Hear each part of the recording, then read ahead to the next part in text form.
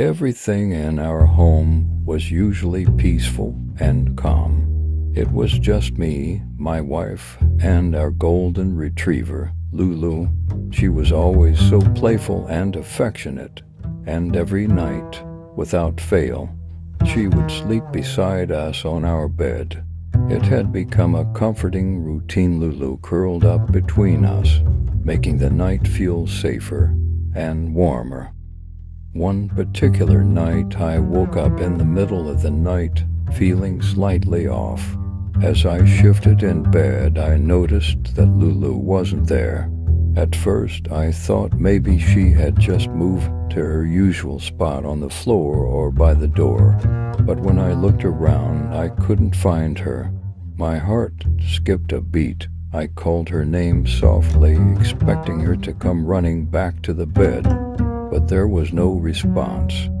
I turned to my wife, who was still sleeping soundly, and nudged her awake. We both started to search the room, thinking maybe she was hiding somewhere. But as we checked the house and the backyard, there was no sign of her. It was as if Lulu had just vanished. The house suddenly felt eerily quiet, and I couldn't shake the growing sense of unease. We called her name, checked under the furniture, and even stepped outside to the yard, but nothing. Lulu was gone, and the more we searched, the more that creeping feeling of dread settled over me. Something wasn't right. After hours of searching, our worrying had reached a boiling point. We were exhausted, and the sinking feeling in my chest only grew. Just as we were about to give up and consider calling for help, I heard it. A faint whimper, Lulu's distinctive cry. It was coming from the basement. I froze. The basement. Lulu had never even set foot in that place. It was a dark, dusty area that we rarely used, and most importantly, it had always been locked. I glanced at my wife, who looked just as confused and alarmed as I felt. There was no way Lulu could have gotten in there. We didn't even have a key to the basement. Despite our disbelief, we rushed toward the basement door, both of us hoping we had misheard. But no, the sound was unmistakable. Lulu's whimpers grew louder, as if she were begging for help. We reached the door, and I tried turning the handle, but it wouldn't budge. The door was jammed. I pushed harder, desperate to get to her, but it felt like the door had been locked from the inside. With every passing second, the unease grew unbearable. I tried again and again to force it open, but nothing worked. The sensation of something terribly wrong lingered in the air as Lulu's cries echoed from the other side. The fact that the door was locked and we had no way in made everything even more terrifying. What was she doing down there, and how had she gotten trapped? After what felt like an eternity, we finally managed to pry the basement door open. My heart pounded in my chest as the door creaked, revealing the darkness inside, and then I saw her. Lulu was standing in the far corner of the basement, her body trembling uncontrollably. Her eyes were wide with terror, and she was whimpering, almost as if she were in pain. She bolted toward us the moment the door was fully open, running out of that dark space like she had been released from a trap. Her movements were frantic, and she couldn't stop shaking. It was as though she had lost all sense of her surroundings. Her usually bright and joyful demeanor was completely gone. Her eyes seemed lost, and her cries echoed through the house in a way I had never heard before.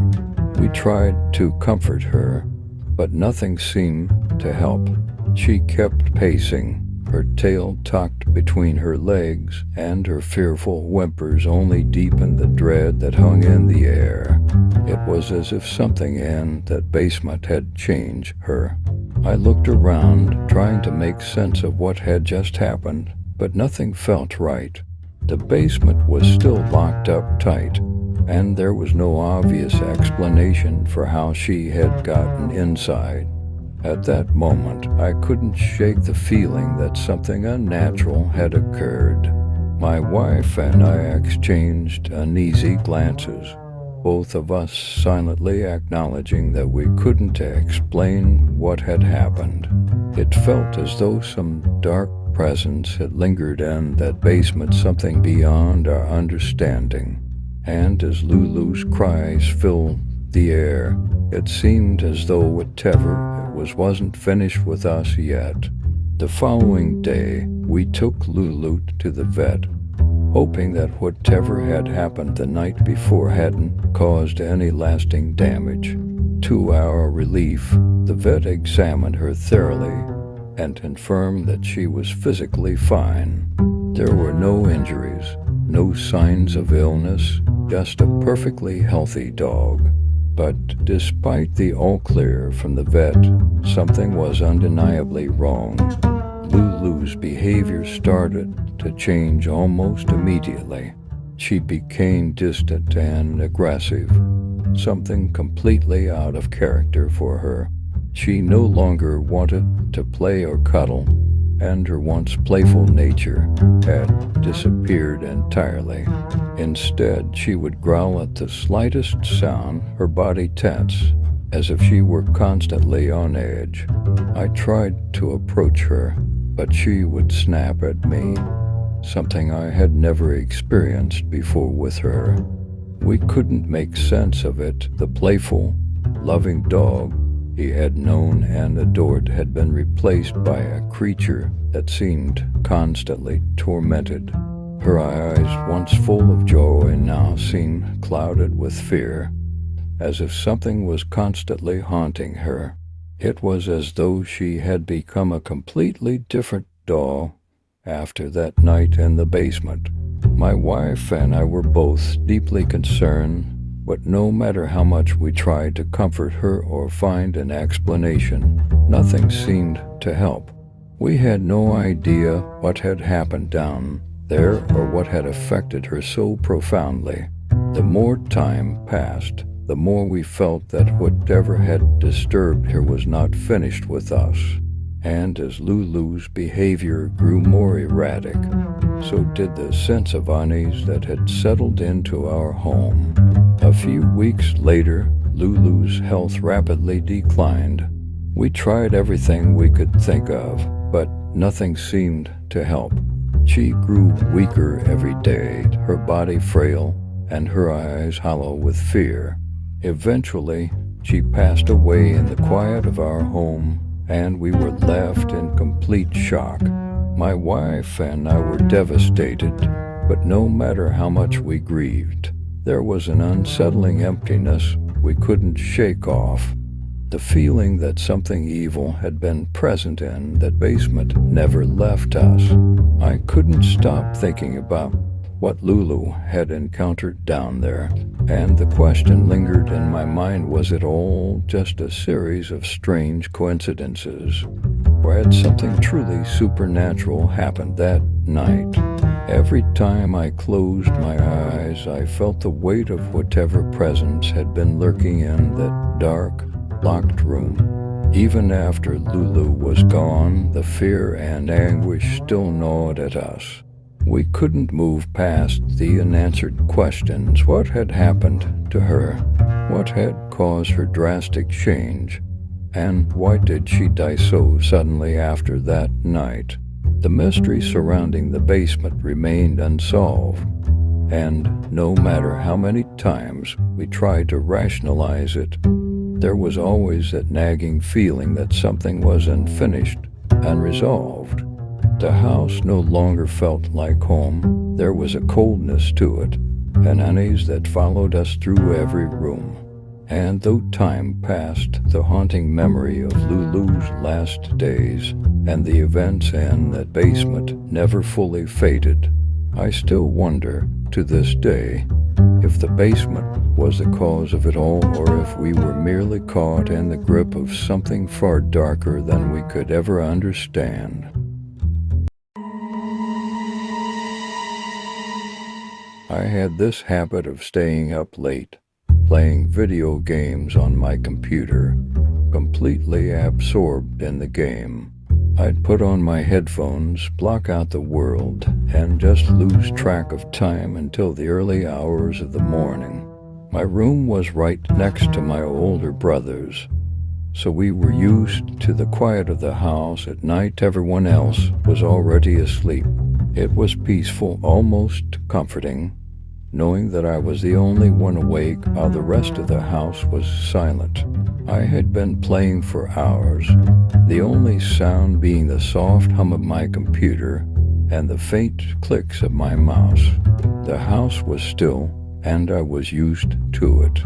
My brother, who was a heavy sleeper, was always in his room next to mine, so I never expected much disturbance.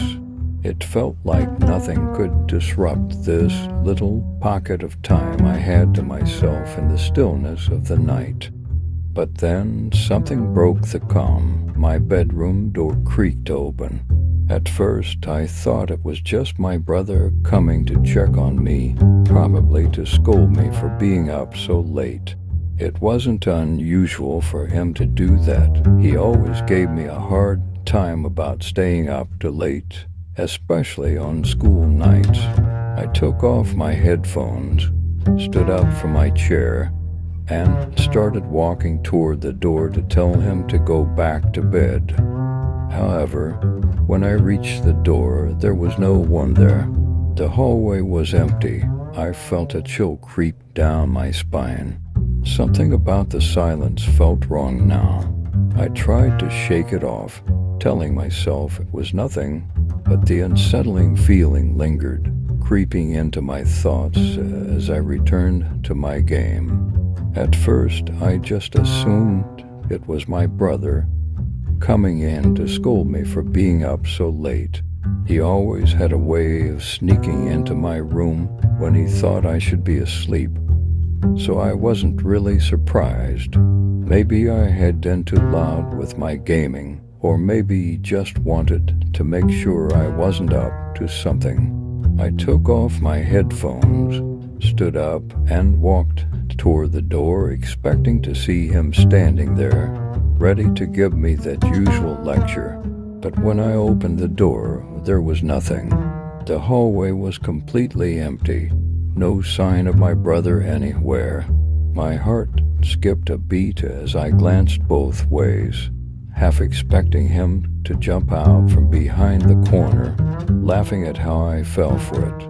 But there was no one. The silence that followed felt too thick, too heavy.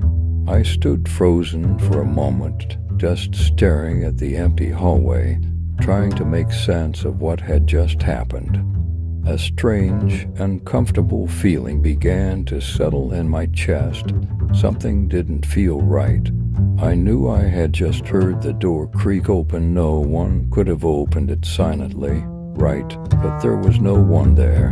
My mind raced, trying to come up with a reasonable explanation, but it didn't make sense.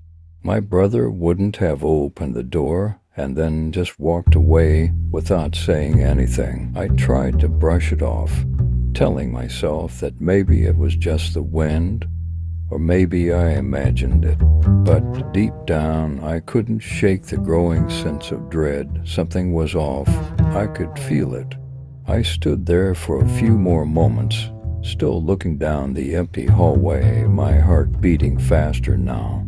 I felt as though I was being watched, though I couldn't explain why. It was as if something invisible had just passed through the room, leaving a lingering coldness in its wake. Trying to ignore the feeling, I slowly closed the door behind me and returned to my computer. But the unease wouldn't go away. It clung to me, settling in my bones like a shadow I couldn't shake. Despite feeling uneasy, I tried to shake off the strange sensation and decided to return to my game. I didn't want to let whatever had happened to interrupt my night. I kept the door slightly ajar, just enough to feel a small breeze from the hallway, hoping it would somehow make me feel less alone. I focused on the screen, but every click of the mouse felt distant, as though my mind was somewhere else, somewhere on edge. Then, without warning, it happened. A force something I couldn't see struck the door. 3 loud, deafening knocks. The door slammed violently against the wall, making the whole room shake. The sound was so powerful it almost felt like the entire house had been jolted awake. I froze, my blood running cold. My heart raced as I stared at the door, trying to understand what just happened. The noise was so real, so intense, I couldn't process it. Before I could even think, I let out a scream, the fear surging through me uncontrollably. It was the only thing I could do. The scream echoed down the hall, and within moments, I heard my parents' footsteps rushing to my room. I could hear my brother's voice, groggy and confused, calling out from the other side of the house. They all came running, but it felt like time had slowed down. My mind was still caught in that moment, the door slamming against the wall, the invisible force that caused it, and the terror that had gripped me so suddenly. As everyone rushed into my room, I could see their faces, my parents' worried expressions, my brother's confusion, but no one knew what to say. They all heard it. They all heard the door slam, but there was no explanation for it. No one had been near the door. No one had touched it. I could see the fear in their eyes just as I felt it in mine. Whatever had happened, it wasn't something we could explain, and the fear of what was next began to creep into my mind. Something was wrong, and we were all part of it now. As everyone gathered in my room, the fear was palpable. We were all stunned, unable to grasp what had just happened. My parents stood in the doorway, wide-eyed and frozen, while my brother just stared at me, still half asleep, trying to process what I had just screamed about. The entire house felt different now, like it was holding its breath, waiting for something else to happen. No one knew what to say, and the air grew thick with unease.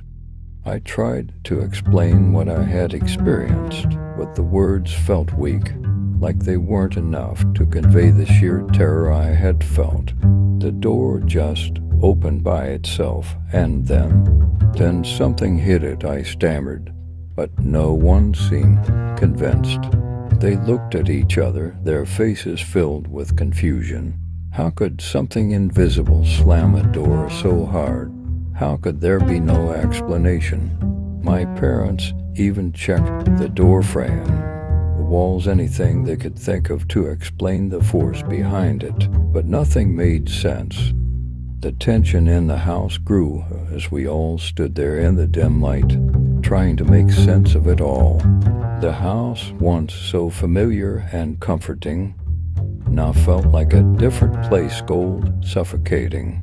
It was as if something was lurking just beyond the walls, waiting for the next moment to strike. The house no longer felt safe. The silence that followed the chaos of the door slamming was thick, filled with the quiet hum of fear. No one dared to speak, but we all felt it, the presence of something we couldn't see, something that didn't belong. In that moment, we were all united by fear. We had no answers, no rational explanation, and it left us in a state of paralysis. The weight of the unknown hung over us, and I could see it in my parents' eyes. They were scared too. Whatever this was, we all knew it wasn't just in my head. Something in that house had changed forever. Still trembling from the events of the night, I made the decision to sleep in my brother's room. I couldn't shake off the fear that clung to me like a shadow. As I walked across the hallway, I felt the house was eerily silent, almost too quiet. The weight of the unseen presence still hung in the air, and I couldn't escape the feeling that something was watching me. My brother, still groggy, didn't question me when I climbed into his bed. He must have sensed my fear, too. As we lay there in the dark, I kept my eyes wide open, trying to listen for any sounds, anything that could explain what had happened, but the silence only made it worse. My thoughts kept racing back to the force that had slammed the door with such violent intensity. What was it? What did it want? I couldn't stop imagining that invisible presence lurking just outside the door, waiting for the moment when I would let my guard down. The entire night felt like an eternity. I could feel my heart racing with every creak of the house, every shift of the wind outside. My brother snored softly beside me, oblivious to my terror, but I wasn't the same. I kept thinking that the force, whatever it was, might come back, and this time it wouldn't just make a noise. I kept seeing it in my mind, the door being slammed, the unnatural force behind it, and it filled me with dread. By morning I was exhausted, both physically and mentally. The fear hadn't left me, it was still there, lingering in the corners of my mind. I didn't know what to think anymore, if it had been some kind of nightmare or if something truly paranormal had happened. But one thing was certain, I couldn't shake the feeling that the house, and whatever was in it, was not done with me yet. The terror I felt that night would haunt me for much longer than I could have imagined.